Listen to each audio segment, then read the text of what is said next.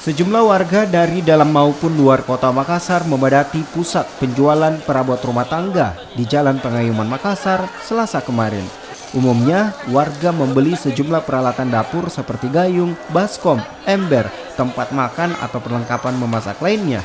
Menurut warga, berbelanja di 10 Muharram merupakan tradisi turun-temurun bagi masyarakat di Sulawesi Selatan. Sementara itu, pengelola toko mengakui setiap 10 Muharram banyak warga yang membeli perabot rumah tangga dan membelinya tidak hanya dari kota Makassar, tapi juga dari luar kota Makassar. Namanya 10 Muharram toh, kebiasaan tadi kita itu yang mana. Kenapa itu ya? Cuma itu tradisi kita yang kebiasaan 10 Muharram. Bu, ini yang dibeli apa? Panjang umur masih bisa kita dapat lagi 10 Muharram.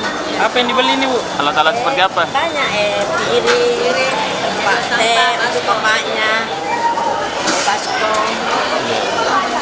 Berbelanja itu termasuk barang-barang kebutuhan alat rumah tangga, termasuk gayung, ember, ya, mangkok, piring. Ya sebagian juga masyarakat juga ada yang beli elektronik, termasuk televisi, kulkas, ada juga seperti itu. Nah, sekarang antusias masyarakat ya, berbondong-bondong termasuk dari daerah datang ke sini ke toko kami dari tahun-tahun lalu. Ya. Mudah-mudahan semoga tahun ini ya 2019 tepatnya bulan tanggal 10 Muharram bisa lebih banyak lagi datang berkunjung ke toko Alaska.